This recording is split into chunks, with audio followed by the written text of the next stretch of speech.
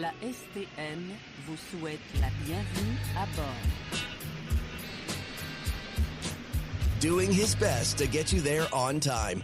This is In Transit on the Elias Makos Show. CJAD 800. Tuesday edition of In Transit. Now, the Ontario government has proposed a new bill targeting drivers' license fraud among truckers. Meanwhile, a driving instructor pleaded guilty in this city, in Montreal, to fabricating hundreds of falsified driver's licenses from India and Pakistan. Those licenses allow drivers with too little or no experience to get behind the wheel of heavy goods vehicles faster and risk killing innocent people on the roads. Our next guest says there's a deadly pattern going on across this country and wonders what it will take for the country to do anything about it. Jamie Sarkonak joins us on the line, a columnist over at the National Post. Jamie, huge fan of your work. Thanks for joining us today. Thank you for having me. Why don't you put it all together for us here as you write your piece in the National Post? You have story after story, year after year in this country, and they all go down a similar path. Why don't you take us down what you've discovered here? Well, it's a big story. I would say there is a pattern in truckers when there are collisions that are serious, usually resulting in criminal charges, and when the driver is named, because the driver is not always named.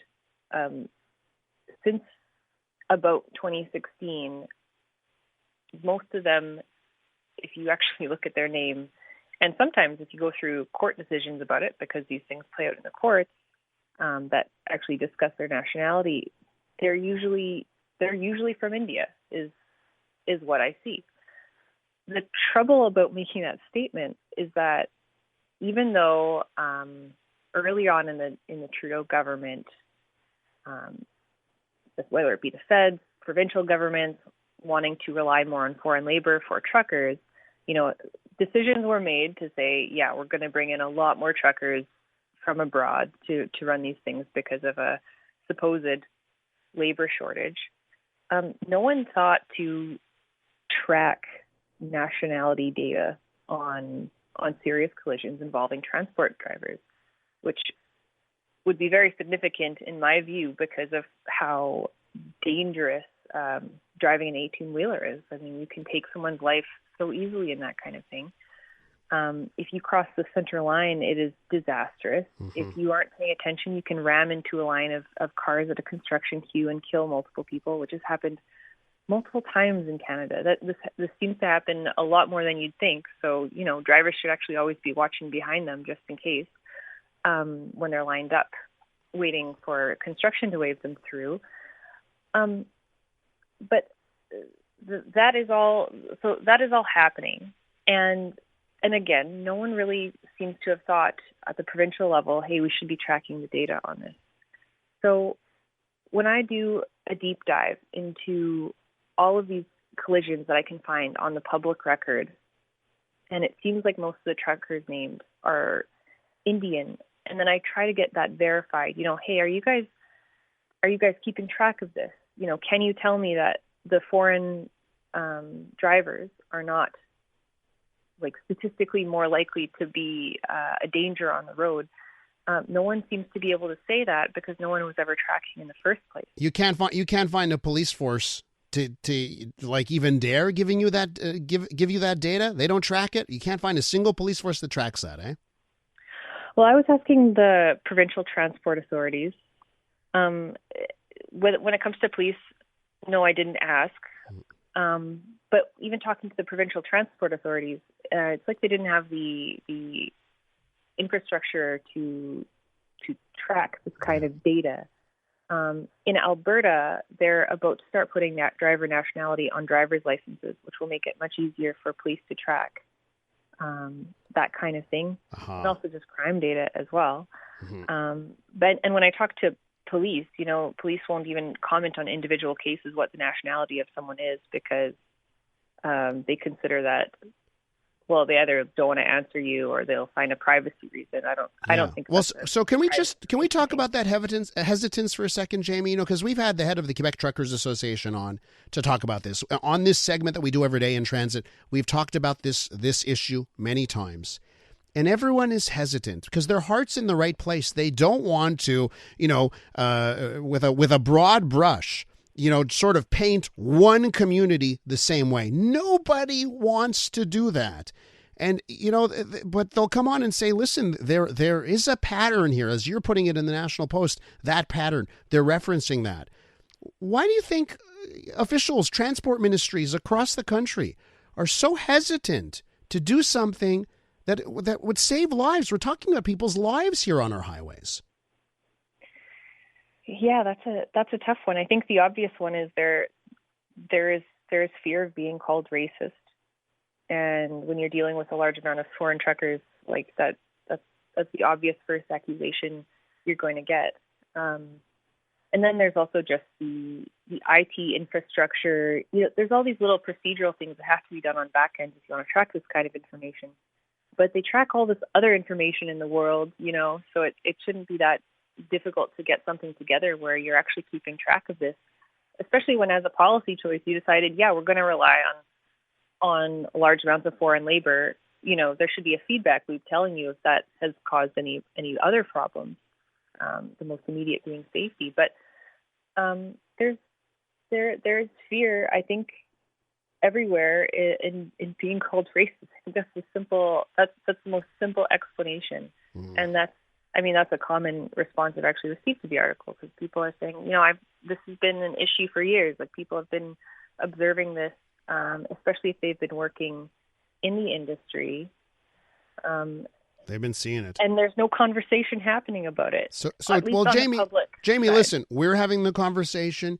You're having the conversation. I want to get to one point in your piece in the National Post where you write this: see problem, fix problem. That's the government's job. And then you go on to talk about the 2018 crash that killed 16 members of the Humboldt Broncos Junior A hockey team, okay? The driver there, Jaskrat Singh Sidhu, he's a driver who, as you write, is continuing to fight his deportation.